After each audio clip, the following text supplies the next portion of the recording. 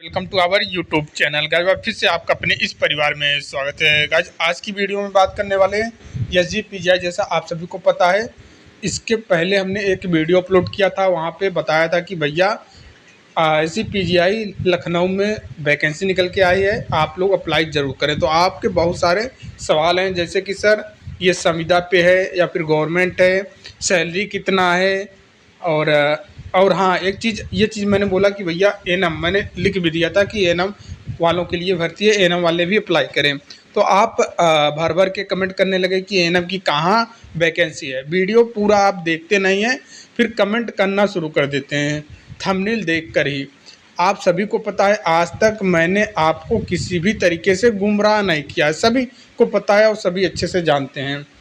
मैंने एनम को क्यों अप्लाई करना चाहिए, किस बेस पे बोला था और क्यों बोला था और क्यों करना चाहिए, और आप सभी लोग क्यों करेंगे, सब कुछ डिटेल में डिस्कस करेंगे। हालांकि एनम की ये बात सच्ची है, उस वीडियो में मैंने बताया था कि एनम का पद नहीं है, लेकिन आप लोग एनम हैं तो ये भर्ती आपके लिए है, आप इसके हकदार हैं। ठीक है, आप ज़रूर अप्लाई करना। वो कैसे? क्योंकि भैया जो हॉस्पिटल अटेंडेंट की भर्ती निकल के आई है वो 10th बेस पे आई है, केवल 10th बेस। ठीक है, किसी प्रकार का एक्सपीरियंस नहीं, किसी प्रकार का डिप्लोमा नहीं, किसी प्रकार का कुछ नहीं, 10th बेस पे। अब आपने एनएम किया है तो 10th जरूर किया होगा, हाई स्कूल जरूर किया होगा, हाई स्कूल करने के बाद ही आपने एनएम किया है। इसीलिए मैंने बोला था कि भैया आप लोग भर दीजिए। ठीक है, आप लोग एनएम है तो आप लोग भर दीजिए। ठीक है, सभी लोग ऑनलाइन आवेदन कर दीजिए, कोई दिक्कत नहीं है, क्योंकि केवल 10th मांगा है, केवल हाई स्कूल पास मांगा है, और आप सभी लोग पास हैं हाई स्कूल, तो आप लोग जरूर भरना। अब क्यों भरना चाहिए एनएम को, क्यों भरना चाहिए ये सवाल होता है कि सर 10th बेस पे है तो एनएम क्यों भरना चाहिए। क्योंकि जो सिलेबस इन्होंने दिया है, ठीक है, जो सिलेबस इन्होंने दिया है, ठीक है, सब्जेक्ट नॉलेज 60 नंबर का आएगा। सब्जेक्ट नॉलेज जो सिलेबस दिया है आपका ही सिलेबस है, आप पढ़े हुए हैं फर्स्ट ईयर में बहुत अच्छे तरीके से। यहाँ पे आप देख सकते हैं ये सिलेबस है आपका, सब्जेक्ट सिलेबस है, जैसे कि meeting the basic need of patient, comfort, rest, sleep and exercise. अच्छे से आपने पढ़ा है इन सब चीज़ों को। बॉडी मैकेनिज्म, मूविंग, लिफ्टिंग, जो ट्रांसफ़र करते हैं वो सब किस तरीके से ट्रांसफ़र करना चाहिए पेशेंट को। बॉडी मैकेनिज्म, मूविंग क्या है, opposition and posture, supine position, जैसे पोजीशन में सुपाइन, ये सारे पोजीशन के बारे में आपने पढ़ा है अच्छे तरीके से। बेड्स एंड बेड मेकिंग आपके ही सिलेबस में है ना, एनएम में ही ना, एनएम से बाहर तो नहीं है, एनएम में भी है, जीएनएम में भी है। Bed and bed making, principle of bed making, types and care, bed lining, और हाइजीन नीड में भी तो आपका ही सिलेबस है। हाइजीन में जैसे कि पर्सनल एंड एनवायरमेंटल हाइजीन, बहुत ही अच्छे तरीके से आपके सिलेबस में, आपके बुक में दे रखा है। ठीक है, attend role in maintaining personal and environmental hygiene, ठीक है, ये आपके ही सिलेबस में है। और इधर नीचे आप जाएंगे, ठीक है, ये देखिए नीचे, यहाँ पे देखिए फर्स्ट एड वाला, फर्स्ट एड CPR आपके सिलेबस में नहीं दिया है, बिल्कुल दिया है। बेसिक लाइफ सपोर्ट सिस्टम अच्छे तरीके से आपके सिलेबस में दिया है। यहाँ पे देखिए फर्स्ट एड, ये यहाँ से देखिए प्रॉब्लम, जो कब्ज का प्रॉब्लम है, डायरिया का प्रॉब्लम है, ये सभी चीज़ें आपके ही सिलेबस में दिया है ना। बेड पेन कैसे इस्तेमाल करता है, यूरिन बेड पेन के बारे में आपके ही सिलेबस में दिया है ना, आपके सिलेबस से बाहर तो है नहीं। यहाँ पे आप देख सकते हैं पूरा फर्स्ट एड के बारे में बोला गया है, तो आपका ही सिलेबस है। फर्स्ट एड दिया कि नहीं दिया है? आप बोलोगे कि सर हाँ दिया तो है फर्स्ट एड, तो फिर भैया अलग कुछ पढ़ना ही नहीं है, कुछ नहीं पढ़ना है। और मैंने आपको बोला है, अगर आप फॉर्म भरते हैं, अगर आप बोलेंगे प्रॉपर तरीके से, मैं क्लास देके आपको पढ़ा भी सकता हूँ, हर एक चीज़ समझा भी सकता हूँ, गाइडेंस भी कर सकता हूँ, लेकिन हाँ फ्री में अब नहीं होगा कुछ चीज़। ठीक है, फ्री में कुछ नहीं होगा। यहाँ पे देखिए ड्रेसिंग के बारे में आपके सिलेबस में दिया है, ड्रेसिंग कितने प्रकार के होता है, टाइपेट, स्पाइरल बैंडेज, टाइपेट बैंडेज क्या होता है, सब कुछ तो दिया है भैया, कुछ है ही नहीं बाहर, कुछ नहीं है आपके सिलेबस से, कुछ बाहर है ही नहीं। और फर्स्ट एड किट में आपके सिलेबस में दिया है ना, फर्स्ट एड किट में, फर्स्ट एड बॉक्स में क्या क्या चीज़ें होती हैं, फर्स्ट एड किट में क्या क्या नहीं होता है, सब कुछ आपके सिलेबस में दिया है। ट्रांसफ़र ऑफ इंजर्ड पेशेंट को कैसे ट्रांसफ़र किया जाता है, CPR and basic life support सब कुछ आपके ही सिलेबस में है, कोई बाहर नहीं है। इसलिए मैं बोला हूँ कि एएनएम वाले फॉर्म ज़रूर भरें। कभी भी मैंने आपको गुमराह और गलत चीज़ें नहीं बताई है, ये आप नोट करके रख लीजिए और ना ही बताएंगे फ्यूचर में। मुझे लगा और इसमें मैं अपीयर था, ये पेपर मैं दे चुका हूँ, तब मैं आपको बता रहा हूँ कि भैया ये पूरा एएनएम बेस पे है। जैसे रेलवे में आरआरबी फील्ड वर्कर की वैकेंसी आई थी, कुछ लोगों को मैंने बताया, फॉर्म डाला था, पेपर अच्छा उन्होंने किया और पूरा सिलेबस एएनएम का ही था, पूरा का पूरा सिलेबस एएनएम का ही था। वो भी 10th बेस पे ही आई थी रेलवे फील्ड वर्कर में। अब जो लोग बात मान के अप्लाई किए थे वो एग्ज़ाम दिए, उनको पता है अच्छे तरीके से। तो आप अब इसमें अब अच्छी बात यह है कि इसमें ज़्यादा प्रश्न कैसे आएंगे।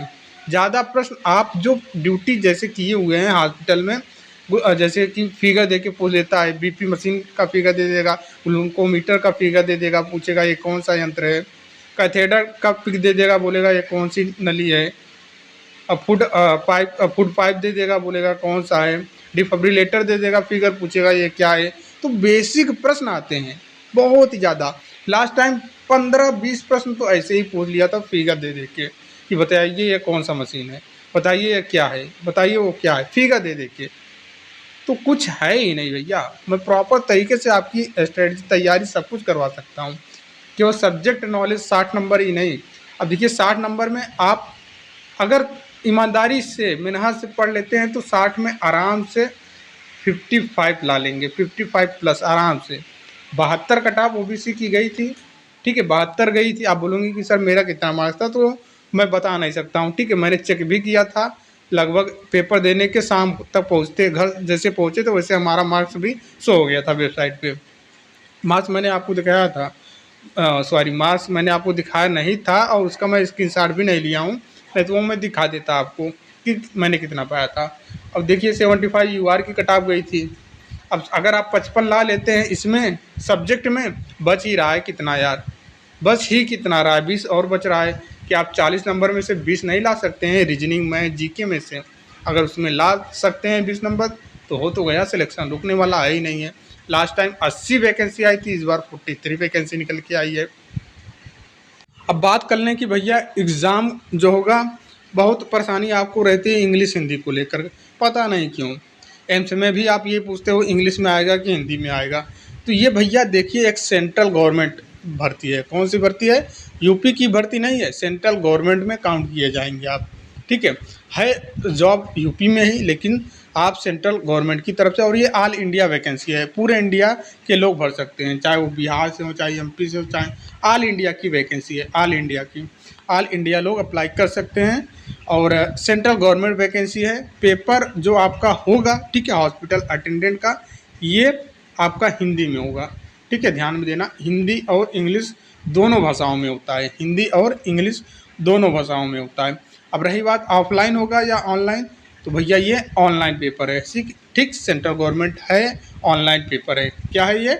ऑनलाइन पेपर है, ऑनलाइन एग्ज़ाम होगा, ऑनलाइन सीबीटी एग्ज़ाम होगा। क्लियर? तो ये गवर्नमेंट है या संविदा? अगर संविदा होता तो मैं आपको बताता ही नहीं कि आप डाल दो, ठीक है, गवर्नमेंट है, सेंट्रल गवर्नमेंट जॉब है, संविदा नहीं है, ध्यान देना, संविदा वैकेंसी नहीं है, परमानेंट गवर्नमेंट अस्थायी भर्ती है। क्लियर? तो एएनएम को क्यों अप्लाई करना चाहिए? क्योंकि आपका ही सिलेबस है, इसलिए आपको अप्लाई करना चाहिए। एएनएम को क्यों अप्लाई करना चाहिए? क्योंकि आपका ही सिलेबस दिया गया है, इसलिए एएनएम वाले आप लोग अप्लाई करना। हाँ, अब एएनएम की जगह पे वहाँ पे सभी के लिए एलिजिबल कर दिया है, 10th पास कर दिया है, बस यही डिफरेंस है।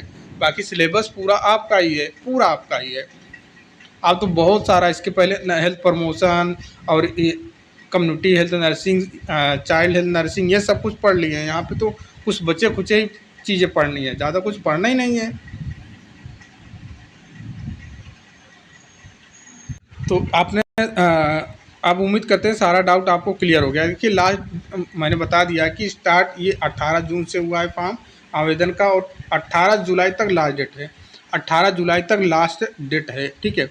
और लैंग्वेज का मैंने बता दिया, हिंदी और इंग्लिश दोनों भाषाओं में होता है, चाहे आप हिंदी में भी दे सकते हैं, इंग्लिश में भी दे सकते हैं, कोई इशू नहीं है। बहुत सारे सवाल आए थे कि सर सैलरी कितना रहती है।